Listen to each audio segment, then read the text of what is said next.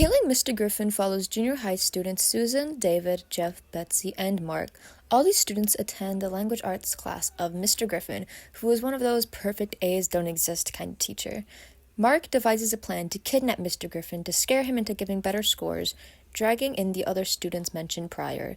Things go wrong, and he ends up dying, leaving all the students depending on Mark for a plan since he's sort of the ringleader of the four.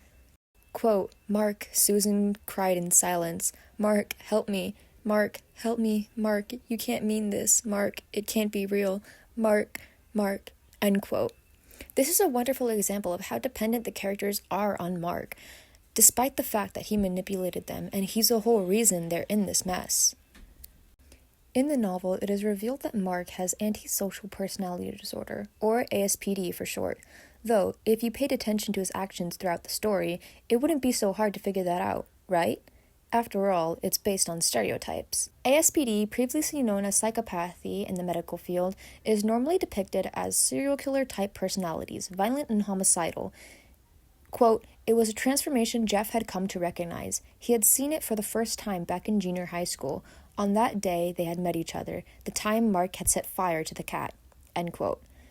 This alone doesn't help dispute the fact that Mark fits the definition of someone with ASPD. It's even stated in the book, a direct quote of how he was described. Quote, "This individual has behavior pattern that brings him repeatedly into conflict with society. He is incapable of significant loyalty to individuals, groups, or social values. He is selfish, callous, irresponsible, impulsive, and totally unable to experience guilt. His frustration level is low. He cannot stand to be thwarted. He tends to blame others or offer plausible rationalizations for his behavior." End quote. This ties into early, more stigmatizing descriptions of ASPD.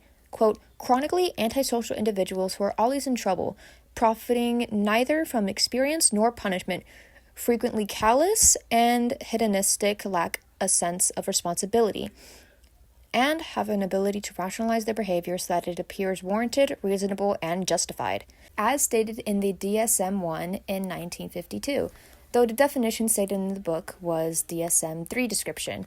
They aren't too different from each other. It's no mystery from this book you would get the idea that someone with ASPD is to be feared or dehumanized, though you might not use that word exactly.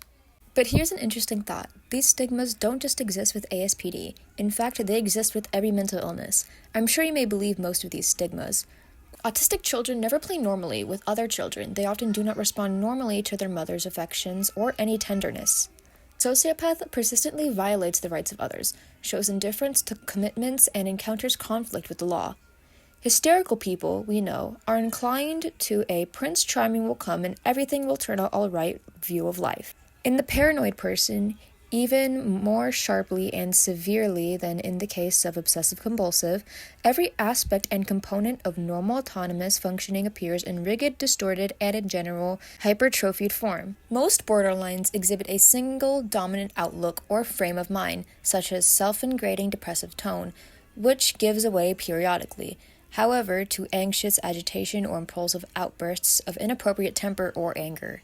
Of course, these are all outdated descriptions, but many people still use these to define those with the disorder, making some seem dangerous while others appear weak and pitiful, though this is one of the more kinder descriptions. People in the dramatic cluster are rarely capable of empathy. They are often self-centered and prone to temper tantrums. They tend to be irresponsible, impulsive, and remarkably free of remorse. Deceit, superficiality, and arrogance cloud all the relationships. All these negative perceptions of those with mental illness prevent them from getting certain jobs and even housing in certain places, which sucks because they didn't choose to function like this. So, how can we combat these hurtful stereotypes? Number 1. Disclose your disorder to people.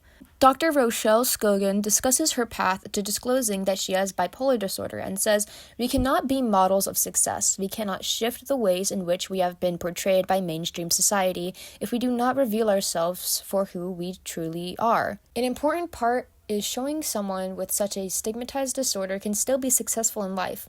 Of course, you should only disclose your illness after careful consideration due to the current risks it has. 2. Challenging, damaging language about mental illness. If you hear yourself using demeaning language towards those with mental illness, hold yourself accountable for that and improve. As well as others, if you hear them do the same, take time to educate them on why their language isn't appropriate and demeaning. 3. Quit making disorders so vague. Of course, not everyone will fit into a small box, though not listing out specific symptoms and reasons for why someone may develop the disorder is quite dangerous. Disorders that are most talked about, narcissistic personality disorder and borderline personality disorder, all stem from environmental causes, and the blame should be placed on the environment the person was raised in, not the person themselves. Though Killing Mr. Griffin does hold certain stigmas to those with aspd, it doesn't discourage the fact that it was a well-written novel, with well-built characters and plot devices. This is definitely a book for those more into suspense and murder-centered novels.